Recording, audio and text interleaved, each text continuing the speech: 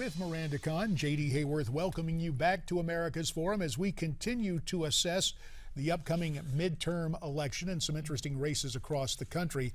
Lots to take in on this, Miranda. Yeah, we're only a little over a month away, right? And these races are really heating up as candidates debate issues that matter most to voters. And one of them, as we know, JD, is the issue of immigration. According to a previously unreleased poll published by the Daily Caller, Democrats aren't as supportive of President Obama's immigration policy as we once thought. Among conservative Democrats, well, take a look. 28% disapprove of how he's dealt with the immigration crisis, and among moderate Democrats, 25% disapprove. Some interesting numbers, wouldn't you say? Oh, I would say so. It's something that confirms my inclinations at any rate, but polls are there to take a look at and go in depth on, and helping us to unpack these numbers and the political mood overall. We're so pleased to welcome in John Zogby, the senior analyst at Zogby Analytics. He is the author of the new book, First Globals, Understanding, Managing, and Unleashing the Potential of Our Millennial Generation. John, thanks for Skyping in all the way out west in Wyoming this morning. We appreciate that. Yeah, hi, good morning. So, JD. John, we really appreciate your time. I'm curious about where Americans stand on illegal immigration. Is the president finding problems within his own party? Has your polling suggested that? Well, I think that you, your discussion just laid it out perfectly. You know, overall, the Democratic Party is with him, but number one, it's conservative to moderate Democrats, and there are 25% to a third of Democrats who call themselves that are not as enthusiastic about his position. And then secondly, we find in particular in those battleground states where you have some very heated races going on, they're very, very close. Democrats are asked the president to back off amnesty and wait at the very least so that they didn't get caught up in an anti-immigration maelstrom within their own states. John, we want to talk about another key demographic of voters that have historically voted Republican, and we're talking about evangelical Christians.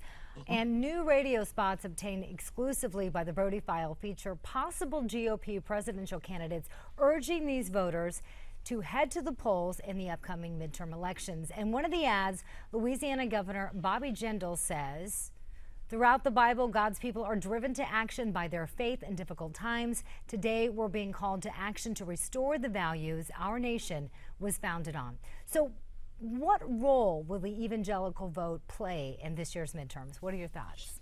You know, as we survey the key battleground states, you know, Republicans are somewhat in the driver's seat in most of those, but these are very, very close elections. And it all really is going to depend on election day turnout.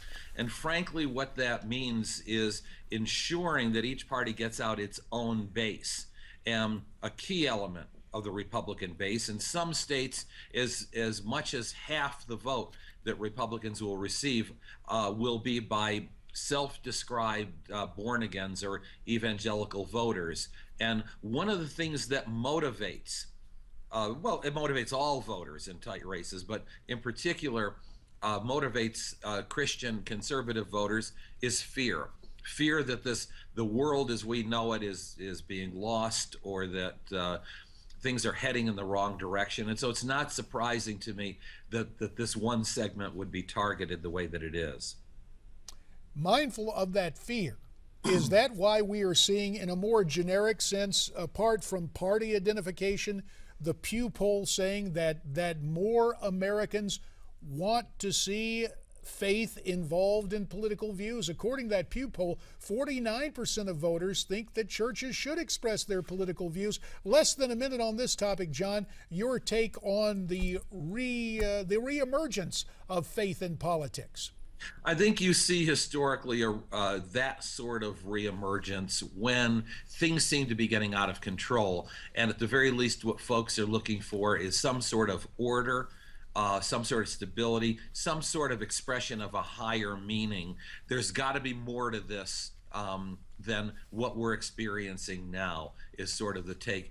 It doesn't surprise me, although, you know, we've had quite a few secular big years, and it looked like the pendulum had swung in a very secular way. And I think the mindful, sheer numbers expressed in the Pew poll kind of surprised me. Fair enough. John, we're going to ask you to hang in. John Zogby will continue with us following this time out here on America's Forum.